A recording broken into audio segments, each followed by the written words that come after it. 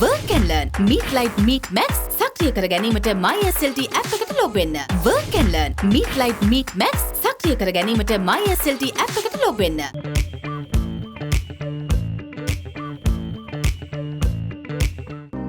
හරිම සුළුයි.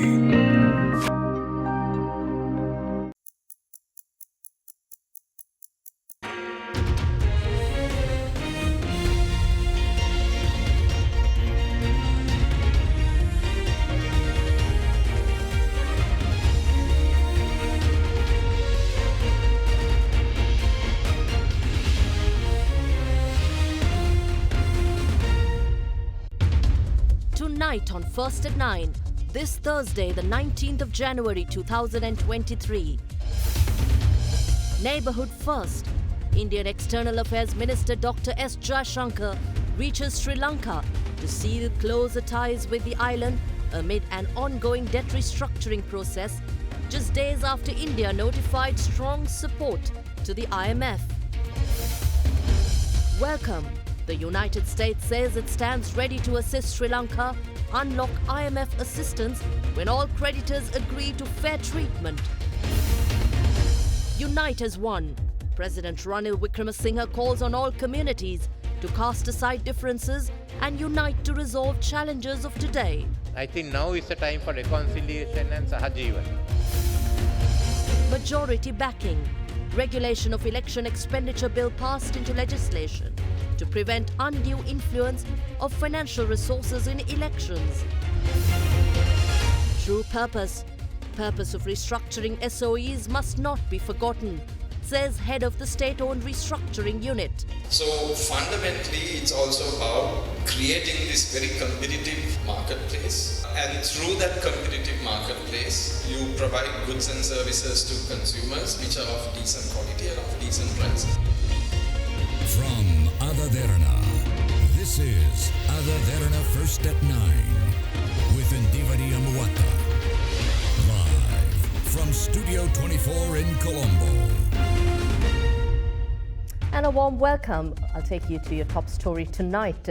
India's External Affairs Minister Dr. S. Jaishankar arrived in Sri Lanka today on an official visit. He arrived from the Maldives, where he engaged in bilateral talks with President Mohamed Soli and Foreign Minister Abdullah Shahid. During his visit in Sri Lanka, the Indian External Affairs Minister is to call on President Ranil Wickremesinghe, Prime Minister Dinesh Gunawardena and his counterpart, Minister Ali Sabri. India's foreign minister arrived in Colombo this afternoon from the Maldives following his country's backing of Sri Lanka's $2.9 billion International Monetary Fund Extended Fund Facility arrangement. During his two-day visit, his third to Sri Lanka since 2021, Minister Subramaniam Jaishankar will look to strengthen India's ties with Sri Lanka and sign several key deals. The two countries are also expected to sign a memorandum of understanding for a renewable power project covering 3 islands in Sri Lanka's north. The project stoked controversy last year as it was initially awarded to a Chinese company before India stepped in to secure them. Jaishankar will meet Sri Lanka's president tomorrow morning. Meanwhile, a discussion between the Indian External Affairs Minister and his Sri Lankan counterpart, Minister Ali Sabri, is also scheduled to take place during the visit. The Indian External Ministry said in a statement that the focus of this meeting will be to ensure close India-Sri Lanka partnership and steps to strengthen it in all spheres. Now, the United States today welcomed India's decision to support Sri Lanka's debt restructuring plans with formal notification to the support to the IMF Extended Fund Facility Program. Taking to Twitter, US Ambassador in Colombo Julie Chung said the United States was pleased to see India confirm its strong support for Sri Lanka's prospective EFF program and commitment to providing financing debt relief transparently and in coordination with Paris Club. Chung went on to say that the United States stands ready to assist Sri Lanka unlock IMF assistance when all creditors agree to a fair and equitable treatment. Fitch Ratings downgraded the national insurer financial strength ratings of 7 Sri Lankan insurers yesterday following the recent sovereign downgrade and recalibration of the agency's Sri Lanka National Rating Scale. The recalibration is to reflect changes in the relative creditworthiness among Sri Lankan issuers following Fitch's downgrade of Sri Lanka's long-term local currency issuer default rating to CC from CCC on the 1st of December 2022. Accordingly, the recalibration of the Sri Lankan National Rating Scale has resulted in downgrades of the national IFS ratings of Sri Lanka Insurance Corporation Limited to A from AA, National Insurance Trust Fund Board to A negative from A positive, People's Insurance PLC to A negative from A positive, H&B Assurance PLC to A negative from A positive, H&B General Insurance Limited to A negative from A positive, Continental Insurance Lanka Limited to A negative from A positive, and Construction Guarantee Fund to BB from BBB negative. This recalibration followed a downgrade of 10 local banks by Fitch on the 12th of January, following the recent sovereign downgrade and recalibration of the agency's Sri Lankan National Rating Scale. The banks whose ratings were downgraded earlier in the month included the Bank of Ceylon, People's Bank, Commercial Bank of Ceylon PLC, Hatter National Bank PLC, Sampad Bank PLC, Cargill's Bank Limited, DFCC Bank PLC, National Development Bank PLC, Ceylon Bank PLC, Nations Trust Bank PLC. Fitch states that yesterday's downgrade of the national insurer financial strength ratings of 7 insurers are driven by the downgrade of the sovereign's long-term local currency issuer default rating and the recalibration of the national rating scale, while also reflecting the relative creditworthiness among Sri Lankan issuers. Fitch further stated that the investment and liquidity risks of insurers have increased due to the weaker credit profile of the sovereign and the subsequent rating action on various financial institutions. It was also highlighted that the rated insurers' investment portfolios, similar to that of other insurers in the country, are dominated by fixed income securities issued or guaranteed by the government, deposits and securities issued by local banks and non-bank financial institutions and corporations.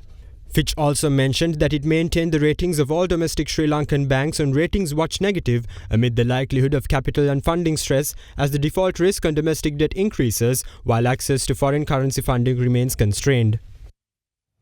With Sri Lanka preparing to celebrate the 75th Independence Day in just over 2 weeks, President Ranil Wickremesinghe called all communities to work together towards reconciliation. Speaking at an event in Colombo today, the head of state said that leaders of the Muslim community must strive to work towards creating a future that would help the Muslims in Sri Lanka adapt and make valuable contributions in the 21st century. President Ranil Wickremesinghe presided over the centenary celebrations of the All Ceylon Jamaatul Ulama today. The event was carried out at the Bandaranaike Memorial International Conference Hall.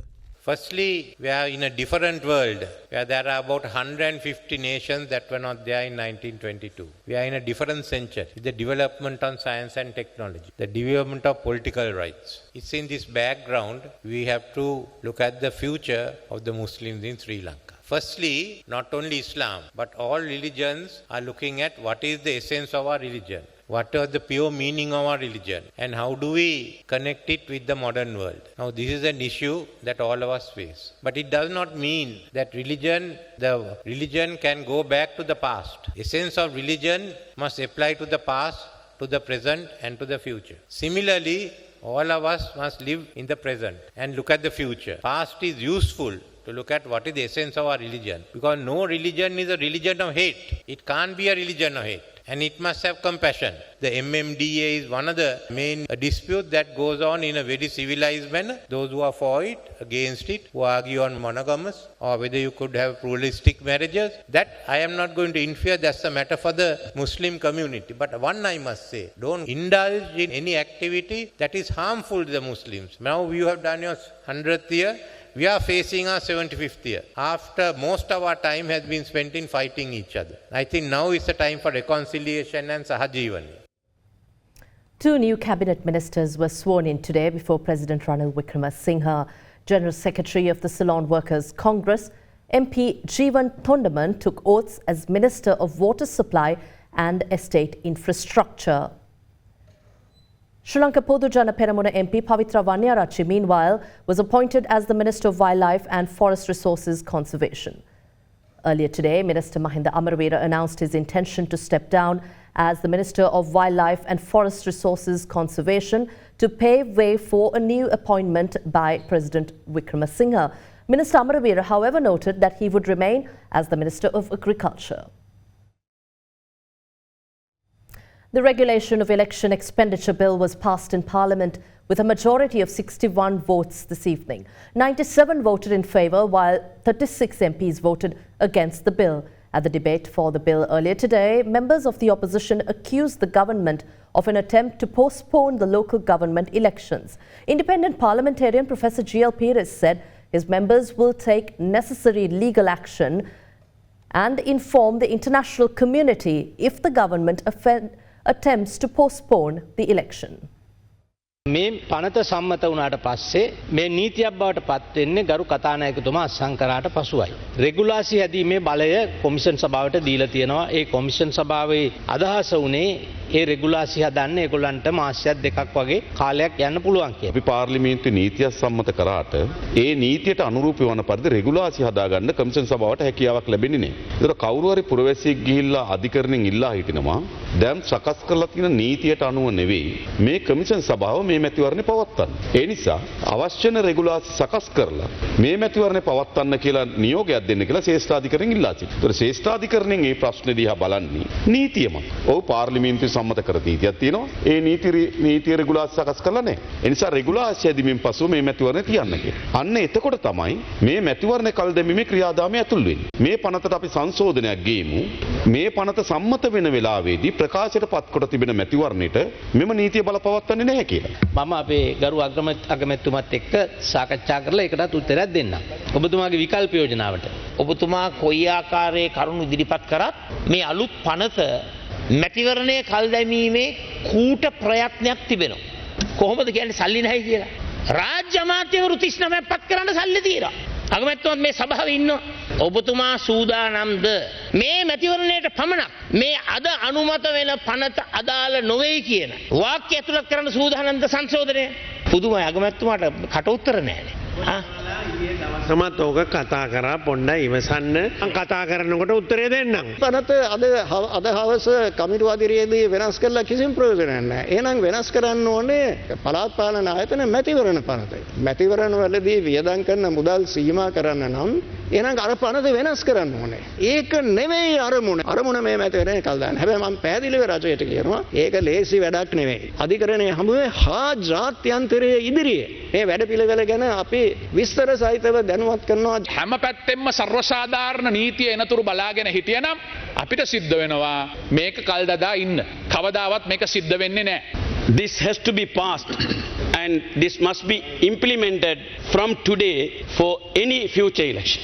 Because everyone knows in this country how our election system is corrupted, how the people used to buy votes with money, how they have been sort of manipulating the entire system, and how even after winning the election, in order to form the administration, how the MPs or member of Pradesh Sabhas or member of provincial council have been bought over by this corrupted system. Therefore, it is very essential. This system, this bill has to be passed today, and if we are going to file the nomination on Saturday, look at the option of that bill. This passed bill has to be implemented even for that election. What is the course of action of the unit set up to oversee the restructure of state-owned enterprises? Head of the unit, Suresh Shah, spoke on the topic at a recent discussion. We'll come with that after this break.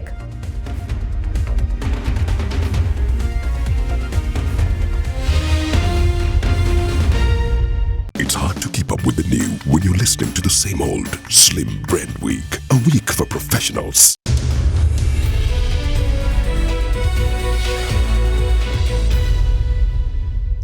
Head of the state-owned restructuring unit under the Ministry of Finance, Suresh Shah, says the whole purpose of restructuring state-owned enterprises is to make the Sri Lankan economy more competitive and productive. Speaking at a panel discussion with regard to social market economic model in Colombo, Shah said that SOE restructuring is looking at introducing a law to govern the SOEs and also on investor protection.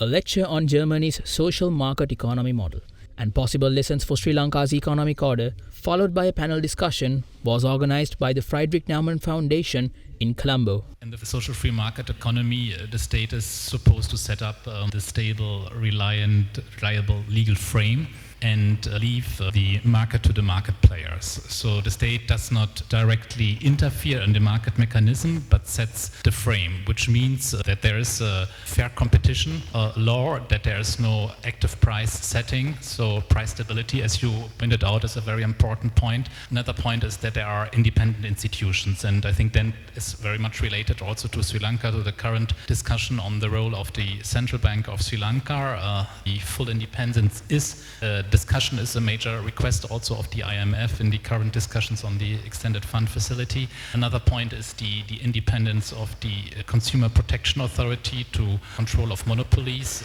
These are, I think, major factors that are needed for the social market economy to assure that all the market players can act with equal opportunities. You might say that monetary stability and that a free price mechanism were really the starting point of the model. So a lot of the institutions, like the antitrust regulation, were put into place almost 10 years later. And in 1948, the monetary reform really was the first step into introducing a new stable currency and setting the price mechanism free. That was really the first step, and also a very powerful step. You have to imagine that that the windows were empty because entrepreneurs did not have any incentive to sell goods within a high inflationary environment. And then after the new stable currency was put out, suddenly everything was full. That was a strong sign that these guys did something right. I think that helped a lot. Meanwhile, head of the state-owned enterprise restructuring unit, Suresh Shah, commented about the role of the newly set up unit to oversee the restructuring process of SOEs. When you look at state-owned enterprise restructuring, everyone thinks of it in terms of divesting, but really it goes much deeper than just divesting. Divesting certainly will be part and parcel of the whole process, but it's about this uncoupling that we need to do. So the state needs to set the rules, the bureaucrats need to be the referee, and you allow teams to compete in playing the game. So that needs to be the overall overriding concept when you think about state-owned enterprise restructuring, and everything that's in between needs to go through. So fundamentally, it's also about creating this very competitive marketplace. And through that competitive marketplace, you provide goods and services to consumers which are of decent quality and of decent price. At the moment, since the unit is set up under the Finance Ministry, it doesn't have a separate legal enactment. But with the setting up of the holding company, I believe there is a case for that. So that we are looking at a SOE law, let's call it that for the moment. One of the most important things also both from a SOE process as well as from a Sri Lankan process, because of past experience and past history that we've had, I think investor protection law is also extremely important. So I think that's something else that's also being looked at. We have instances in Sri Lanka where the regulator is also in business, and we need to uncouple these things. So that is one thing that needs to be done. Ports Authority example. Similarly, there are many commercial enterprises owned by government which are not limited liability companies. They're set up under their individual acts. We need to change all of that. Convert them into limited liability companies, bring them under the Companies Act before you do anything else. When you think of Sri Lanka's current economic crisis, government expects us to bring dollars in. But if you really look at this from the big picture perspective, it's about making the Sri Lankan economy more competitive and more productive. And I think that's where the focus needs to be. It's important that the people who get appointed to the boards of these institutions, that they have the right kind of background, the right qualifications, the right experience. If you take some of the utilities, for example, right? Non-cost reflective pricing has been one of the issues. That's fundamentally government policy decision which is implemented through a commercial entity. Now, if the government were to decide that a subsidy is required, then really the government needs to take the subsidy into the government's budget. So you can build a lot of these mechanisms through an SOE law. At the primary auction held today, Treasury bill yields reported a sharp decline across the board, while Central Bank fully accepted the offered 95 billion rupees. 3-month maturity recorded a steep decline of 107 basis points to 30.08%, while 6 months and 12 months maturity recorded a decline of 230 basis points to 290.07 and 79 basis points to 28.25% respectively. Furthermore, reversing the trend since August 31st, 2022, 6-month maturity yield fell below 30% for the first time. The secondary market, meanwhile, was highly active during today's session with heavy buying interest and moderate volumes.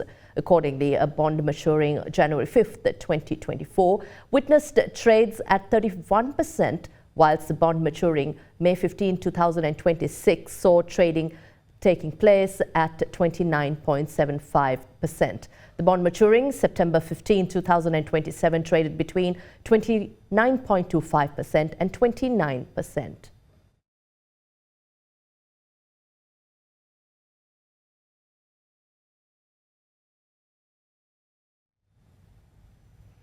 And at the Colombo Stock Exchange, the all-share price index extended its positive sentiment for the third consecutive day on progress on Sri Lanka's debt restructuring talks. Active investor participation was witnessed on banking sector counters and index heavyweights. Now, the index continued to rise high, reaching an intra-day high of 8,566 before closing the day at 8,485, gaining 99 points. Haley's contributed largely to the ASPI's surge, along with price gains in Valuable One and Sampath Bank. Similar behavior was witnessed in the S&P SL20 index, closing 28.39 higher to end trading at 2,635.77. Turnover also improved to 1.9 billion rupees, largely led by the capital goods sector and diversified financial sector, with a contribution of 30% and 24% respectively. Foreign participation in market activity remained at subdued levels, with foreigners closing as net buyers.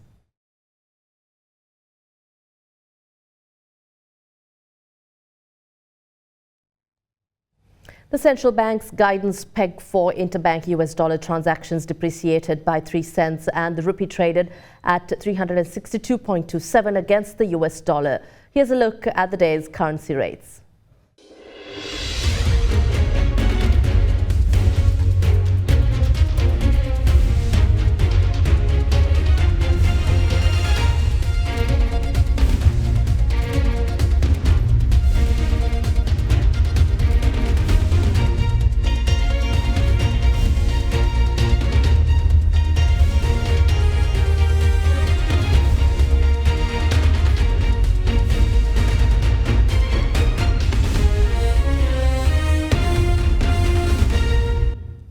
And in global business news, oil futures fell by nearly $1 today, extending losses from the previous day as a surprise jump in US crude stocks weighed on the market, along with fears of a recession that were heightened by disappointing US retail sales and output data. The potential of further rate hikes by the Federal Reserve also affected oil demand in the market.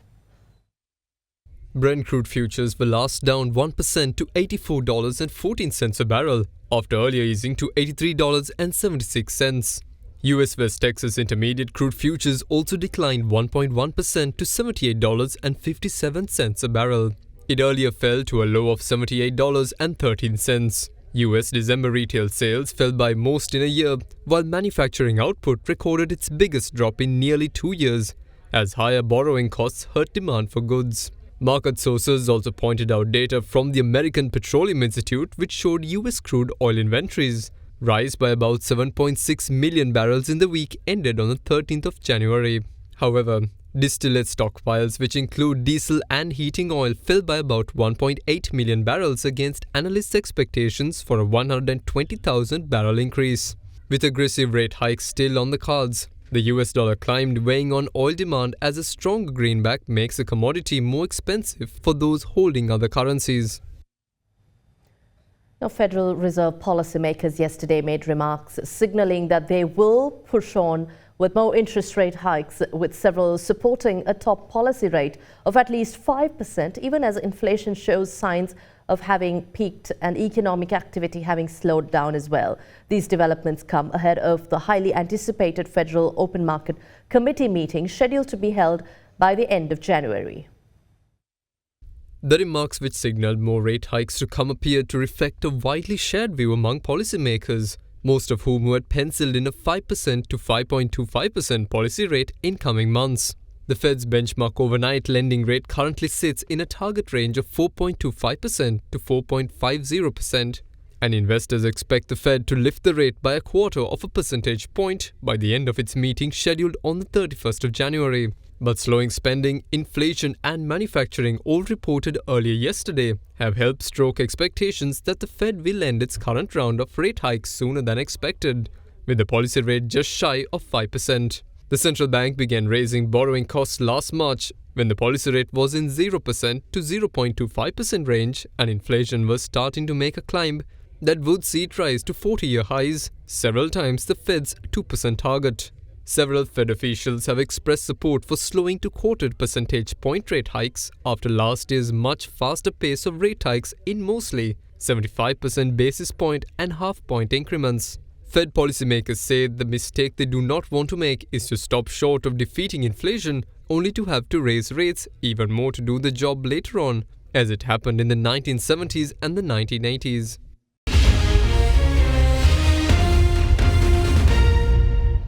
The Devinura National College in Mathura was provided with a smart classroom as part of AdaDerana CSR initiative. AdaDerana CSR initiative AdaDerana, with funding from Case Environmental Group of Australia, set up a third smart classroom at the Devinura National College in Mathura. The program was initiated by Case Environmental Group's Managing Director Paul Smith and Chief Financial Officer Susantha Parakka, with the aim of providing smart classrooms to students in rural areas. I consider it a great privilege to represent KS Environmental Group Australia at the unveiling of the third Smart Classroom project done in conjunction with AdaDerana. Thank you AdaDerana for joining hands with KS Environmental Group to make this project successful. That's all for tonight. Thank you for watching. Have a pleasant evening. Good night.